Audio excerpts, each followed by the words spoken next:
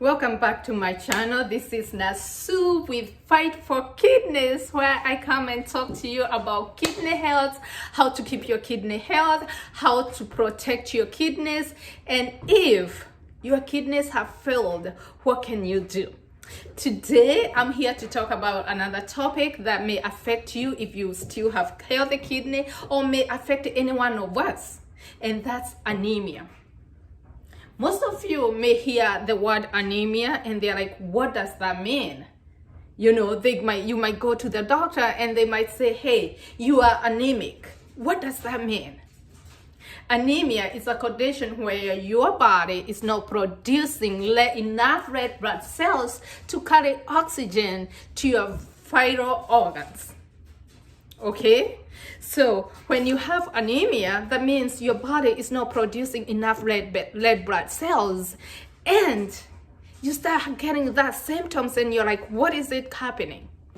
So when you go to the doctor, they do a test and they tell you about low hemoglobin. That's what they say. And then they try to explain to you, and that's why I'm coming to you right now to give you information to arm you. So the next time you go see your primary doctor, you may be able to ask those questions and you may be able to see, hey, it might ring in your head and say, hey, I might need to be checked. So most people wonder, what are the numbers? What does it mean? When you go to the doctor and they give you those numbers, what does that mean? So men and women have different numbers that we look at. So for men, a normal hemoglobin, it's supposed to be 13.8 to 17.2 grams per deciliter, or you'd hear 132 to 178 grams per liter, depending on where those labs are done, depending in which country, how do they look at it. So when you're in America, they look at per deciliter over a liter. Gram over deciliter. And when you go to other countries, they look at it as gram per liter. For the women, it's between 12.1 to 15.1 grams per deciliter, or 121 to 151 grams per liter. That's how they look at it. When do we think it's low? Low is when that hemoglobin number is below 13.2 for men and less than 11.6 for women. All right? So now you're gonna ask me, Susan, now you have told me the numbers, but I need to know what causes my hemoglobin to be low. All right, here I am telling you what can cause your hemoglobin to be low. So there are so many things that might happen to cause your hemoglobin to be low. Most of the time, it's either, for most people, or let me not say for most of the people, let me say this could be the reason for you or the other person could be having a low hemoglobin. Number one, if you have a major blood loss, if you have injury, you're in a car accident and you lose so much blood, that means you have lost so much blood that you don't have enough blood in your body to carry oxygen into your vital organs. And that's when you go to the hospital and they're like, we need to transfuse the blood. We need to give some blood transfusion. For females also, you might become anemic. That's the word you hear. You might become anemic because you're either having very heavy menstrual period, or you keep having constant menstrual period that, it could be, it's happening so often. So it could be that way you're becoming anemic because of just your menstrual period. The other thing is bleeding from your digestive system. You go to the doctor, and especially when you have ulcers and they're bleeding, you have something else happening into a GI system and it's bleeding. And that's what I tell people. I always say this, and I'll remind you again.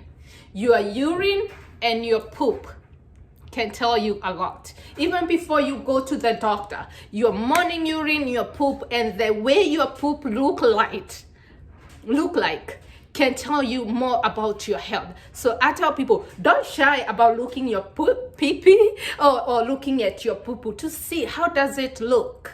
Okay, let's continue.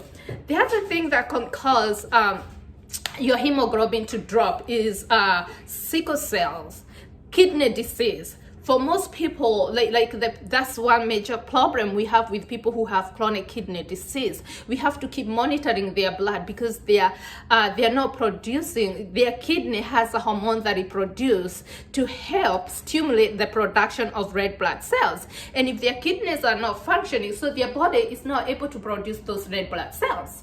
Also, that's why we have to monitor those people on a regular basis, on a weekly basis, because they also, if they're having hemodialysis, they are losing blood. There is always some blood that could be left in the dialyzer, or they might have a bleed. You know, those are the things, or they might not be laced back. So those are the education that we have to keep educating the patient, educating the staff, and the people taking care of you to make sure you're not losing blood, especially if you have kidney disease. The other thing is if you donate blood so much, it's always good to donate blood.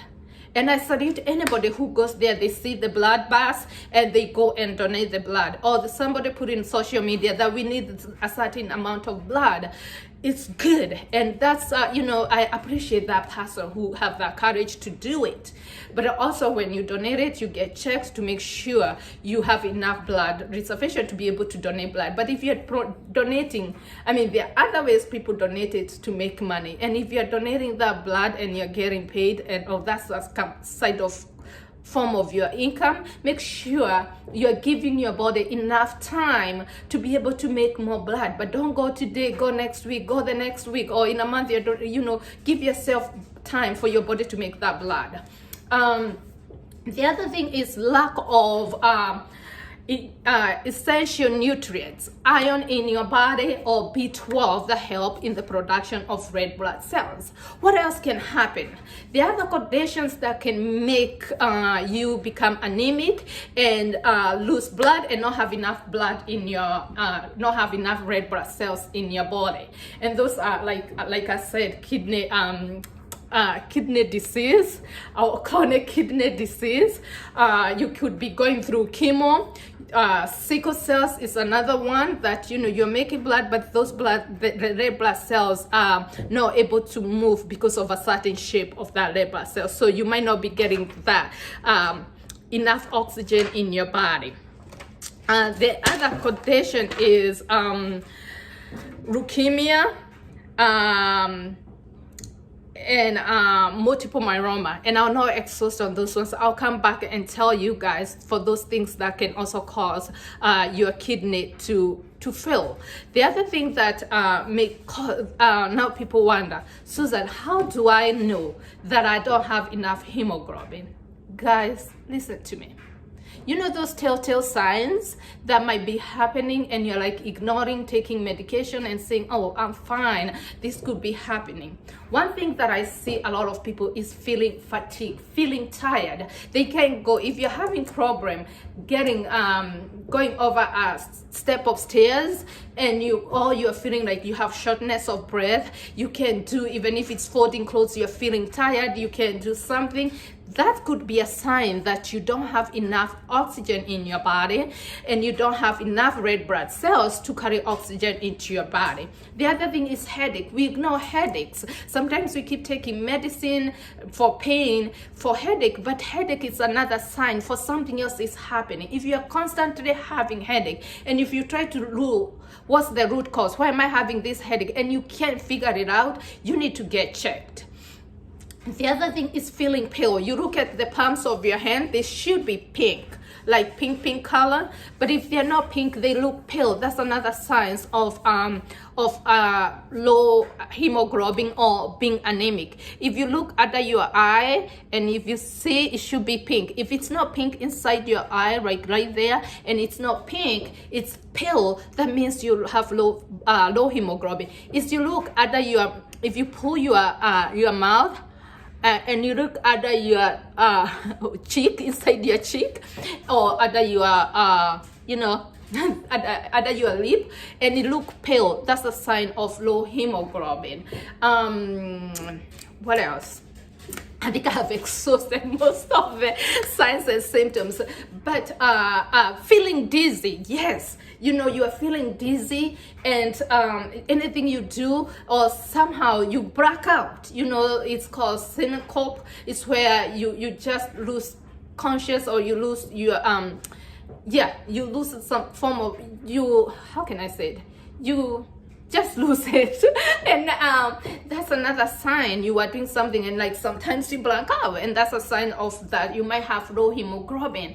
And I think those are the most I can think of, but I'll put all the signs and symptoms that could be the cause of low hemoglobin. So thank you again for watching me. Thank you for listening to me. And if you're new to this channel, continue subscribing, continue liking, continue sharing, because I always say sharing is caring. And before I close, I end this video, let me remind you, the two main causes of kidney failure is high blood pressure and high blood sugar. So make sure the next time you go to your doctor, know your numbers, know how is your blood pressure, know how is your blood sugar, and also ask them to check your kidney function, because most people walk aloud with their kidneys have failed. They might not even have any signs and symptoms, and they don't know. And the minute they know their kidney really has failed to a point where they can't do anything to fix it, they can't even reverse it, so that person might have to do dialysis to be able to clean the toxins and to get rid of the fluid. So before you get there, check your numbers, and in the area you get that checkup, the area you know your numbers, the better you can reserve your kidneys. Until next time, keep watching, keep sharing, and keep subscribing so that you can keep me motivated. I love you guys. I love you. I love you. Let's take care of our kidneys, and let us love our kidney. And this is Nasu with Fight for Kidneys.